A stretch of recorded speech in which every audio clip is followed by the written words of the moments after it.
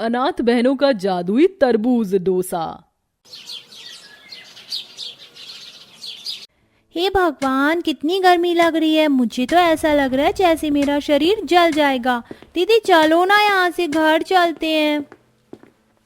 हाँ दीदी, बहुत ज़्यादा गर्मी है। आज की गर्मी तो पहले के कुछ दिनों से और भी ज़्यादा है। मैंने तुम दोनों को मना किया था ना खेतों पर आने के लिए, लेकिन तुम दोनों हो कि मेरी बात सुनती ही नहीं हो। अब तुम्हारी वजह से हमें जल्दी जाना होगा।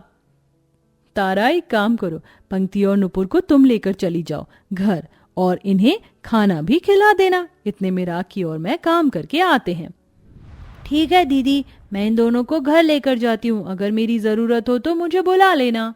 तारा ऐसा कहने के बाद पंक्ति और नुपुर को अपने साथ घर ले आती है, जहां वह उन्हें खाना खिलाती है। तो इधर दोनों बड़ी बहनें गर्मी में खेती बाड़ी कर रही होती हैं।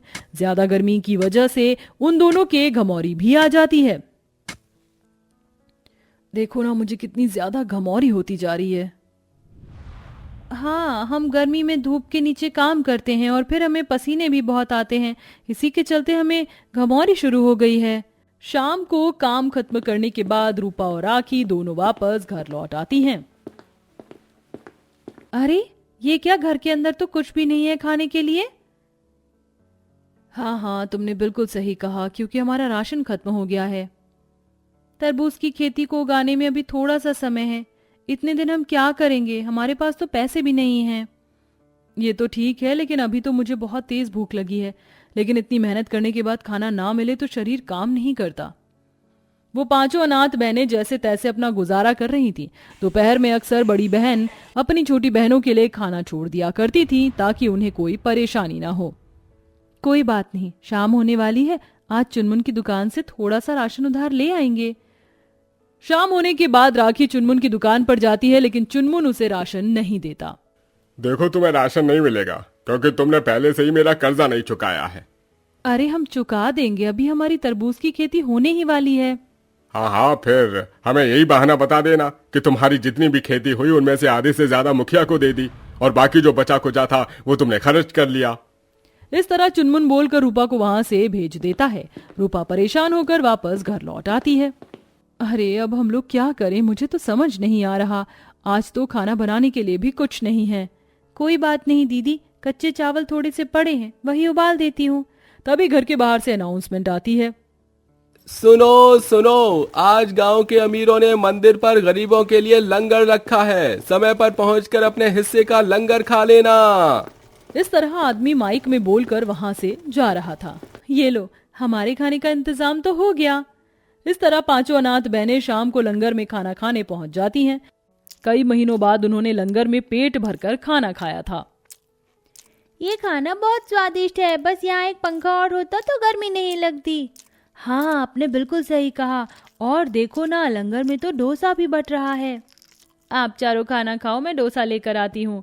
तारा वहां डोसा लेने जाती है, लेकिन लंगर में सारा डोसा खत्म हो जाता है, जिसके बाद वो मायूस होकर वापस आती है। कोई बात नहीं, हमें खाना तो खा ही लिया, चलो अब घर चलते हैं। पांचों अनाथ बहनें वापस घर लौट आती हैं। इस तरह जैसे तैसे करके वो अपना गुजारा करती हैं। अगले दिन जब सवेरा होता है, तारा, रूपा, राखी गर्मी में खेती बाड़ी करने खेतों में पहुंच जाती हैं, जहां मुखिया अपने आदमियों के साथ पहुंच जाता है। तुम्हारी खेती भी होने वाली है। जैसे ही खेती सही हो जाएगी मुझे मेरा हिस्सा दे देना, वरना तो तुम बहनें जानती ही हो कि हाँ, जो मुझे मेरा हिस्सा नहीं देता है उसका मैं क्या हाल करता हूँ। मुखिया साहब, हम समझ गए हैं, हम आपको आपका हिस्सा दे देंगे। राखी की बात सुनकर मुखिया वहां से चला जाता है। पता नहीं वो दिन कब आएगा जब हमारी मेहनत पर सिर्फ हमारा ही अधिकार होगा, ना कि किसी और का। रूपा को बिल्कुल भी पसंद नहीं था कि उनकी मेहनत के हिस्से में कोई हाथ डाले, क्योंकि वह अपनी छोटी बहनों की पढ़ाई के लिए पैसे जोड़ रही थी। लेकिन मुखिया वहां हर गरीब इंसान के साथ ऐसा ही कर रहा था, खास तौर पर उन पांचों बहनों के साथ। देखते ही देखते कुछ दिन बीत जाते हैं और तरबूज की खेती बहुत अच्छी होती है। अरे वाह, देखो ना, कितने बड़े बड़े तरबूज उग गए हैं। अब हमारी परेशानियां खत्म हो जाएंगी, हमारा जो मन करेगा हम वो खा लेंगे। तरबूज की खेती अच्छी खासी देखकर चारों बहनें तो खुश होती हैं, लेकिन सबसे बड़ी रूपा थोड़ी परेशान सी नजर आती है।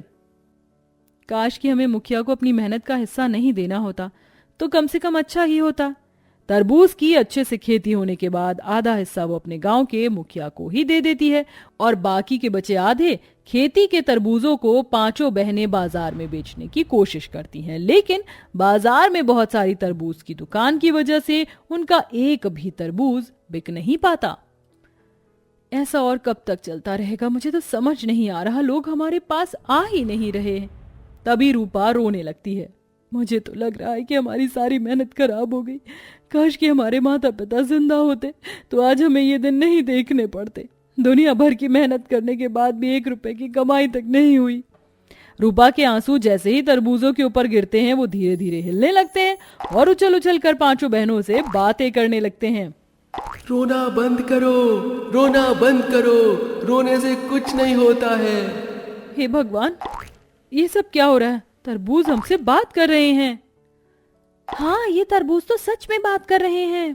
क्योंकि हम कोई मामूली तरबूज नहीं, जादुई तरबूज हैं। जिस जमीन पर तुम्हारे माता पिता पहले खेती बाड़ी करते थे, उस जमीन पर एक दिन परी लोक से जादुई अमृत गिर गया था और उसी दिन से वो जमीन जादुई हो गई।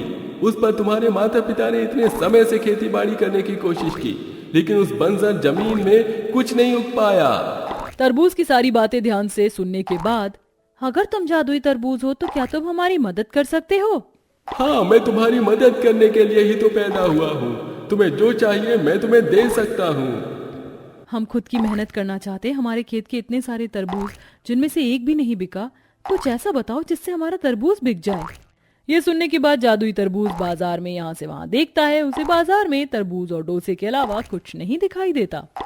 सब लोग यहाँ पर तरबूज और डोसा बेच रहे हैं। तुम लोग एक काम करो, तुम तरबूज का डोसा बनाकर बेचो और फिर मेरा जादू देखना। मैं इतना स्वादिष्ट डोसा बनवा दूंगा कि जो एक बार खाएगा वो बार बार खाने को आएगा। पांचों बहनें तरबूज की ये बात सुनकर तरबूज का मीठा डोसा बनाकर तैयार करती हैं। जिसके बाद पंक्ति और नुपुर अपनी बड़ी बहनों की दुकान के आगे खड़ी होकर आवाज लगाती हैं। तरबूज का डोसा ले लो, तरबूज का डोसा ले लो, तरबूज का डोसा। चटपटा डोसा हर कोई खाता है, एक बार मीठा डोसा खाकर देखो। मीठा डोसा बहुत टेस्टी लगता है। उन दोनों की आवाज से उनकी दुकान के पास कुछ लोग आकर खड़े हो जाते हैं और तरबूज के बने अनोखे डोसे को खाने के लिए मांगते हैं। एक तरबूज का डोसा मेरे लिए बना दो। रोजाना मसाला डोसा खाकर मैं बोर हो गया हूँ, आज तरबूज का डोसा ट्राई करता हूँ। इस तरह थोड़ी ही देर में पांचों अनाथ बहनों की डोसे की दुकान के सामने बहुत लंबी लाइन लग जाती है और वो 5 डोसा बेचकर उस दिन बहुत सारे पैसे भी कमाती है। देखो आज हमने कितने सारे पैसे कमा लिए, आज तो हम बाहर खाना खाएंगे।